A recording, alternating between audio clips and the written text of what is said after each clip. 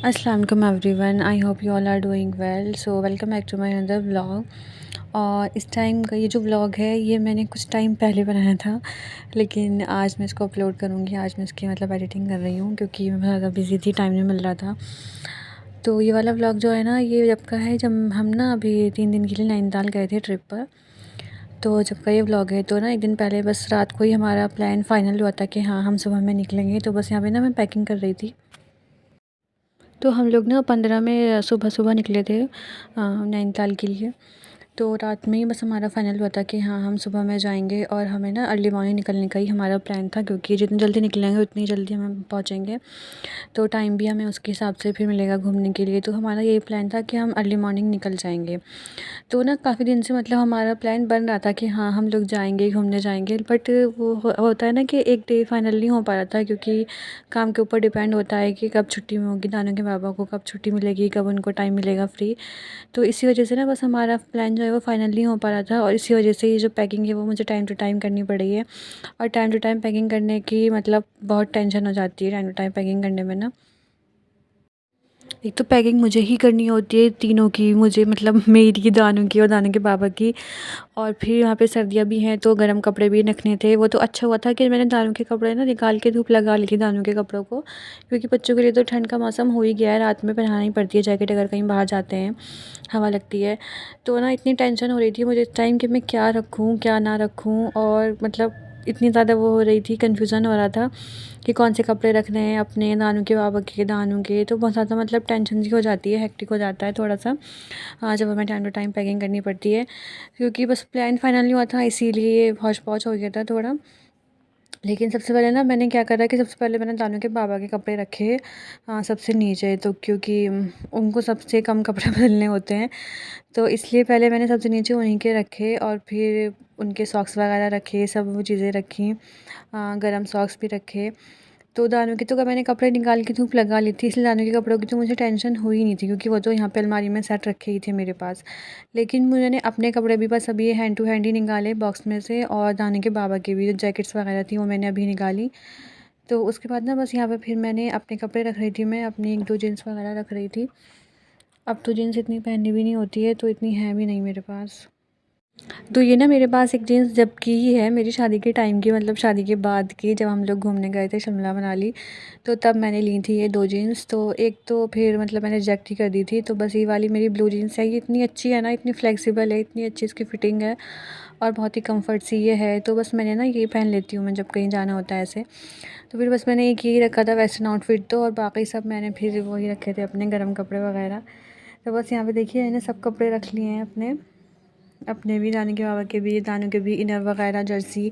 और बच्चों के लिए तो एक्स्ट्रा कपड़े रखने ही पड़ते हैं, क्योंकि कुछ पता नहीं होता है बच्चों का, वो कब गंदे कर लें अपने कपड़े।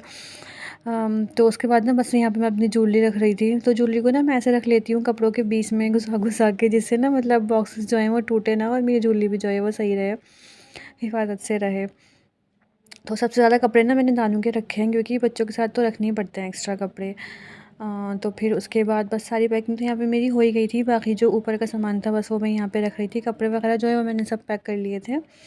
उसके बाद बस मुझे अपनी ज्वेलरी भी रखनी थी, मेकअप भी रखना था, और सॉक्स वगैरह भी रखने थे, जैकेट्स भी रखनी थी, काफ़ी सामान था। और बस हमें एक ही जगह, बस हमें एक ही बैग लेना था, क्योंकि फिर ना सामान उठाने में बहुत प्रॉब्लम हो जाती है, क्योंकि 1-2 कैरी बैग भी हो ही जाते हैं फिर बच्चे के साथ ना। एक मेरा बैग हो जाएगा हैंड बैग, उसमें जो भी हमारी ज़रूरत की चीज़ें होती हैं, पानी की बॉटल वगैरह, दानू की फ़ीडर, वो सब आ जाती है। और एक बैग दानू के पापा गए, वो अपना लैपटॉप रख के लेके जाएँगे। तो इसलिए ना बस मैंने सोचा एक ही अटैची हम कर लेते हैं, ताकि उठाने में ना प्रॉब्लम ना हो दानू के बाबा को। तो बस यहाँ पे मैं ना अपना मेकअप रख रही थी। तो मेकअप भी ना मैं ऐसे ही पाउच में, ये जो मेरा ब्लैक वाला पाउच है ये मेरा लिपस्टिक का पाउच है, इसमें मेरी सारी लिपस्टिक्स होती हैं। और ये वाला जो पिंक वाला है इसमें बस मैं अपना मेकअप रख लेती हूँ। तो सब सामान ना मैंने अच्छे से सेट कर दिया था कि कोई भी सामान इधर से उधर ना हो। और इतना सोचना पड़ा था कि और क्या रखना है, और क्या रखना है। अपना टॉवल, दानू का टॉवल, काफ़ी सारी चीज़ें रखनी होती हैं। और ये वाला मैं हैंड बैग लूँगी, ये मैं अभी लाई थी दिल्ली से, मैंने आपको दिखाया भी था व्लॉग में। तो इसमें ना मैं दानू के फिनर वगैरह रखूँगी, दानू का वैसा वाला बैग नहीं लूँगी, हाँ, पीछे कैरी करने वाला। बस ये वाला ले लूँगी, तो इसमें मेरा भी सामान आ जाएगा और दानू का भी सामान आ जाएगा। उसके बाद ना दानू के डायपर भी रखने थे, क्योंकि रात में तो दानू डायपर लगाता ही है, वहाँ पे ठंड भी होगी तो ठंड में भी तो ज़्यादा शुशु निकलता है बच्चों का। तो बस दानू के डायपर वगैरह, वाइप्स और ड्राई शीट सब कुछ मैं बहुत सोच सोच के रखती थी कि कोई भी चीज़ ना छूट ना जाए, क्योंकि फिर बाहर जाके ना प्रॉब्लम होती है। हाँ, जब कहीं हम बाहर जाते हैं तो फिर एकदम दिक्कत हो जाती है किसी भी चीज़ के लिए। तो दानू के डायपर ना मैं ऐसे ऊपर रख लेती हूँ, क्योंकि अगर हमें कहीं एकदम इमरजेंसी में ज़रूरत पड़ भी जाए तो हम एकदम मतलब निकाल लें बाहर से ही। दानू के बाबा भी यहाँ पे मेरी थोड़ी बहुत हेल्प कर ही रहे थे। तो एक तो ना दानू मुझे इतना परेशान कर रहा था, तो फिर इन्होंने बोला मुझे कि तुम ना पहले दानू को सुला दो ताकि फिर आराम से पैकिंग कर लो। तो मैंने कहा हाँ, ये आइडिया भी अच्छा है। तो पहले ना मैंने रिलैक्स होकर दानू को सुला दिया, उसको अच्छे से फिडर विडर पिला के, और उसके बाद मैंने अपनी पैकिंग स्टार्ट करी ताकि कोई डिस्टर्बेंस ना हो और अच्छे से मैं माइंड फ्री होकर अपनी पैकिंग कर लूँ। तो यहाँ पे ना इतना सारा सामान हो गया था, मैं कह रही थी इनसे, दानू के बाबा से, कि अब मैं और सामान इसमें कैसे एडजस्ट करूँगी, क्योंकि जैकेट तो बहुत जगह ले लेती हैं। दानू की भी 2 जैकेट हो गई और फिर दानू के बाबा भी अपनी जैकेट रखेंगे। तो मैंने कहा अब आप इसमें जैकेट रख के ना और इसको बैग को बंद करना, क्योंकि ये मुझसे तो बंद नहीं होगा अब, इतना सारा सामान इसमें हो गया था। और अच्छा ही हुआ मैंने दानू की जैकेट रख ली थी, तो क्योंकि दानू ने ना इतनी गंदी कर ली थी जैकेट चीज़ खाने में, और फिर उसको ना वॉमिटिंग भी हो गई थी रास्ते में, जब हम ऊपर चढ़ रहे थे पहाड़ों में। तो दानू को वॉमिटिंग हो गई थी, तो मैंने कहा चलो अच्छा ही हुआ मैंने दानू की दोनों जैकेट रख ली थी।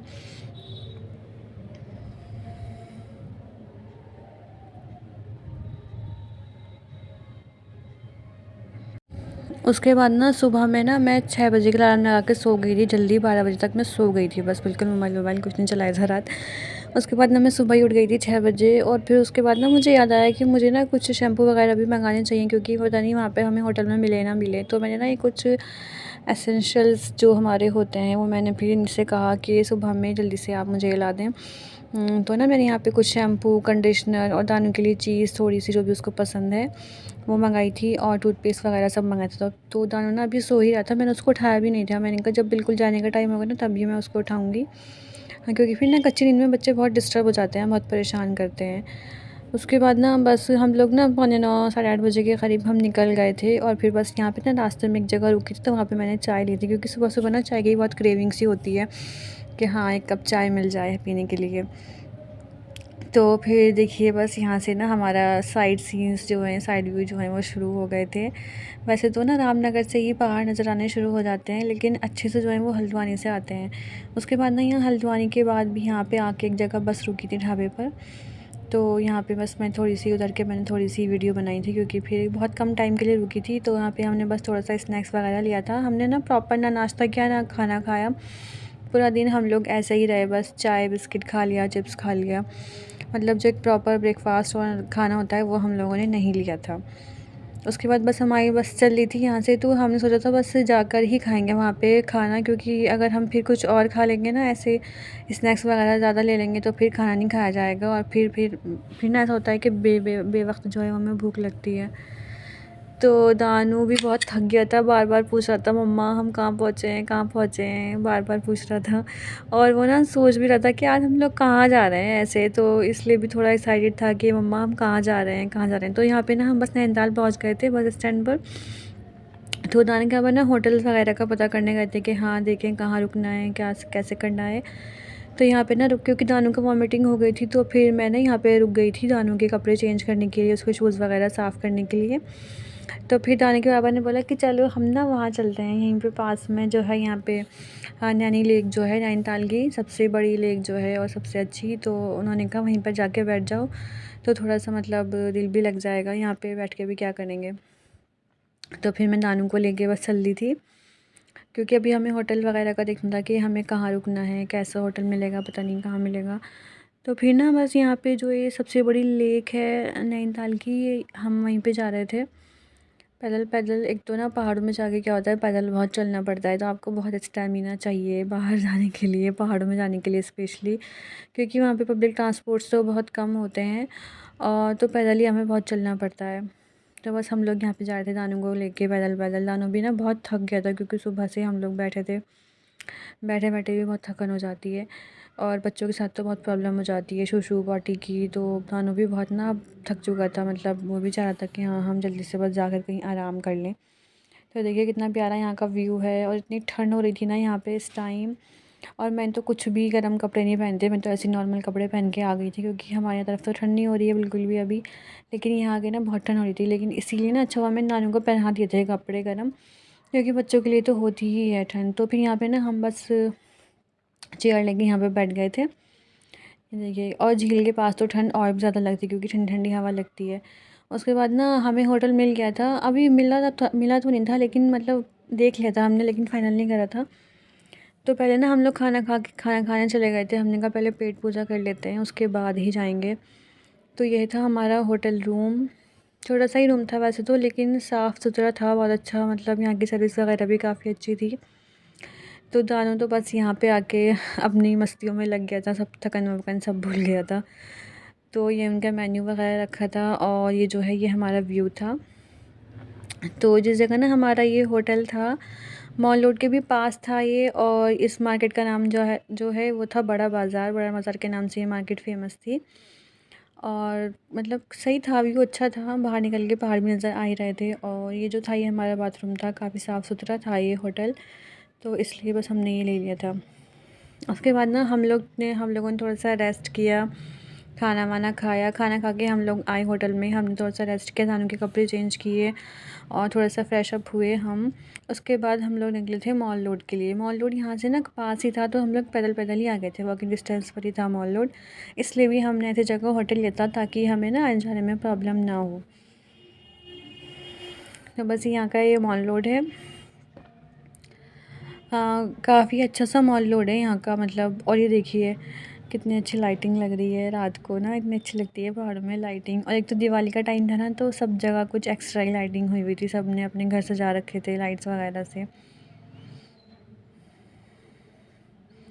तो ये ना हमारे होटल से थोड़ा ही दूर था, थोड़ी दूर भी ना एक बड़ी सी जामा मस्जिद थी यहाँ की, और उसके नीचे ना एक बहुत बड़ा ग्राउंड था। तो यहाँ पे ना बच्चे बहुत खेलते हैं, मतलब। उसके बाद हम लोग मॉल रोड पे आ गए थे, और मॉल रोड पे यहाँ पे ना हम लोगों ने मैगी ऑर्डर की थी। पहाड़ों में आए और मैगी ना खाएं, ऐसा तो हो ही नहीं सकता है।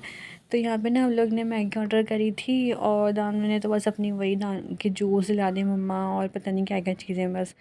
दानू के भी बहुत मज़े आ रहे थे आजकल, क्योंकि उसको बहुत चीज़ मिल रही थी। उसके बाद दानू ने ज़िद करी, मम्मा मुझे आइसक्रीम खानी है। तो फिर जाने के बाद मैंने उसको आइसक्रीम दिला दी, जबकि मैं तो मना ही कर रही थी कि आइसक्रीम ना दिलाएं, क्योंकि बहुत ठंड हो रही है यहाँ पे। लेकिन उसने ना लेके ही मानी। और उसके बाद ना बस हमने थोड़ी बहुत शॉपिंग करी, ऐसे कुछ ख़ास शॉपिंग तो नहीं करी थी, क्योंकि ऐसा सब सामान सब जगह एक सही होता है वैसे तो आजकल। और जाने के बाद ना यहाँ अपने लिए जैकेट देख रहे थे, उनको जैकेट लेनी थी। तो इसलिए बस मैं और दानू ना ऐसे ही बस आइसक्रीम खा रहे थे, और इधर उधर टहल रहे थे, मार्केट देख रहे थे, एक्सप्लोर कर रहे थे कि कैसा सामान है, कैसा है, क्या है।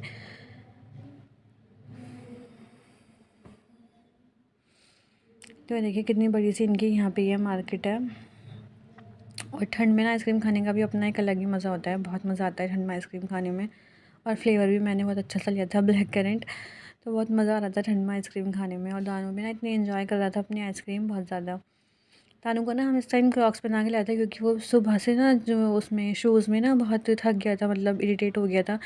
तो हमने इस टाइम ना उसको क्रॉक्स बना दिए थे। और फिर बस तानू देखिए अपने लिए कार लाया था, और अपने पास रख के पूरी इनकी मतलब लाइन बना के सोया था। और जाने के बाद ना यहाँ पे कुछ काम करे थे, उनका कुछ अर्जेंट वर्क था। और रात में ना बस हम लोग बिरयानी ले आए थे जाने के बाद, तो बस वही हमने होटल के रूम में बैठ के खा ली थी बिरयानी।